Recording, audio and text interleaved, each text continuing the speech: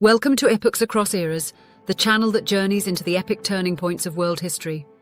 In our Three Kingdoms series, we've traced the downfall of the Han, from imperial corruption to spiritual revolt.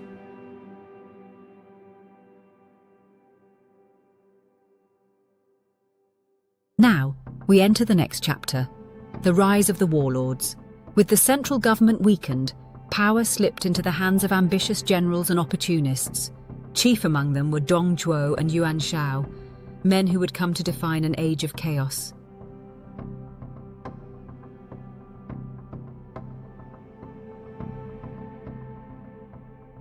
In this episode, we explore how these two titans of ambition rose, clashed, and reshaped the map of China. The court became a battlefield, and the empire a prize. Let's uncover how the collapse of order gave birth to the era of warlords. The emperor trembled, the court burned, and across China, power shifted from robes and scrolls to swords and banners. In the wake of the Yellow Turban Rebellion, generals who once fought for the empire began fighting for themselves.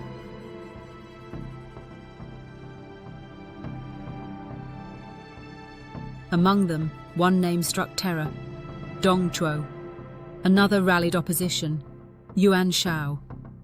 What followed was betrayal, violence, and the death of imperial unity. This was not yet the Three Kingdoms, but the chaos that would make them possible. To understand how Wei, Shu, and Wu emerged, we must first meet the warlords who tore the Han Dynasty apart.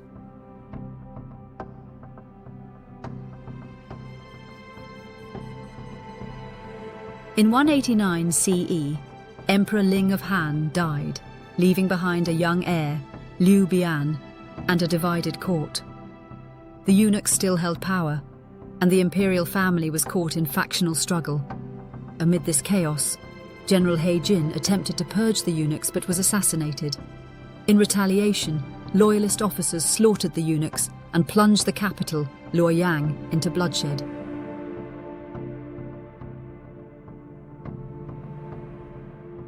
Into this power vacuum marched Dong Zhuo, a frontier general summoned to restore order. Instead, he seized it. Dong Zhuo deposed Liu Bian and installed his younger brother Liu Xie as Emperor Xian, a pliable figurehead. Dong declared himself chancellor and assumed control of the court. To consolidate power, he executed rivals, intimidated ministers, and moved the capital to Chang'an. He ruled not with reason, but through violence and fear.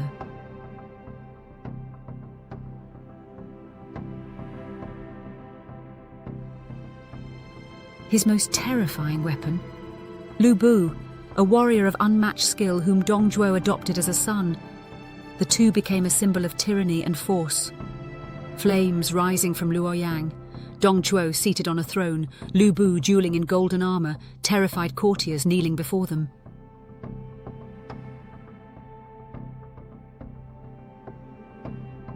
Dong Zhuo's tyranny shocked the realm, but it also united his enemies. In 190 CE, a coalition of warlords assembled under the banner of Yuan Shao, a noble with deep aristocratic ties. Among the ranks were powerful figures: Cao Cao, Sun Jian, Zhang Miao, and Yuan Shu.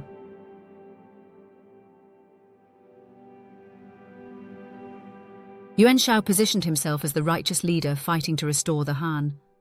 But the coalition was fractured by egos, mistrust, and competing agendas.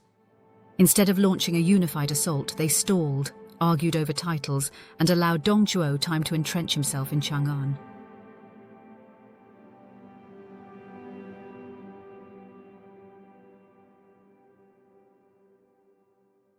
Still, the pressure was enough to force Dong Zhuo to burn Luoyang and retreat west. He devastated the imperial city, looted its treasures, and took the emperor with him, ensuring that no rival could claim legitimacy.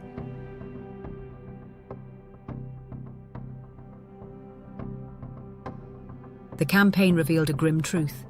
While many warlords spoke of loyalty to the Han, most were driven by ambition. The coalition disbanded, but seeds of rivalry remained.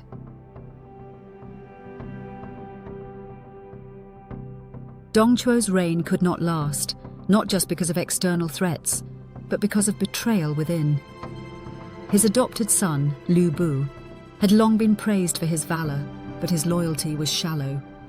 Courtiers conspired to turn Lu Bu against his master.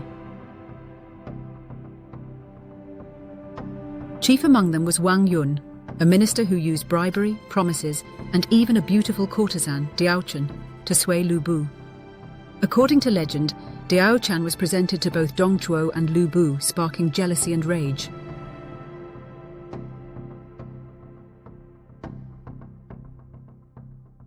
Eventually, Lu Bu struck. In 192 CE, in the palace courtyard, he assassinated Dong Zhuo and declared the tyrant's reign over. Yet Lu Bu lacked the political skill to unite the fractured court. Power remained in flux and new rivals emerged. The emperor was still a prisoner, passed like a token between stronger hands. With Dong Zhuo gone, Yuan Shao emerged as a dominant power in northern China. He controlled vast resources, numerous troops, and commanded ancient legitimacy.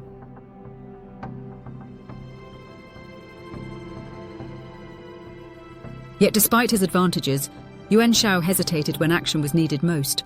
His rivalry with fellow warlords, especially with Cao Cao, would soon define the next stage of the conflict.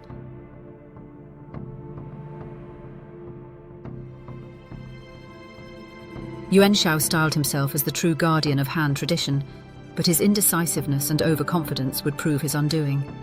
He focused more on consolidating titles and less on eliminating dangerous rivals like Cao Cao, who was quietly building power in the Central Plains.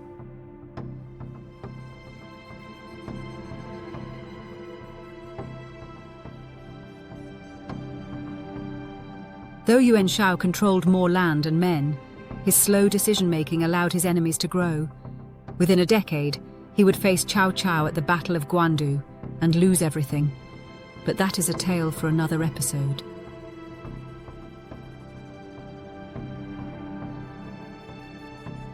The rise of the warlords marked the true end of Han imperial authority.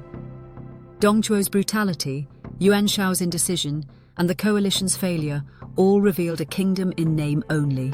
The emperor was a puppet. Armies served generals, not the throne. From this chaos emerged the foundational figures of the three kingdoms: Cao Cao, Liu Bei, and Sun Jian.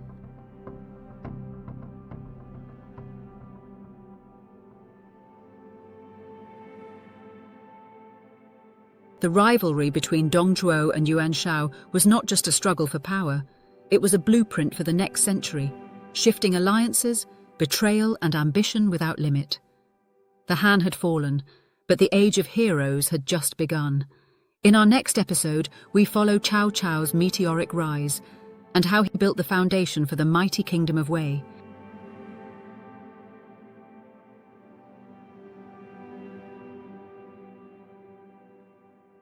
Thank you for watching Epochs Across Eras. If you enjoyed this journey through history, make sure to like, subscribe, and hit the notification bell so you never miss an episode. Let's keep exploring the past to uncover the stories that shaped our world. Until next time, keep questioning, keep learning, and keep exploring the epochs that define us all.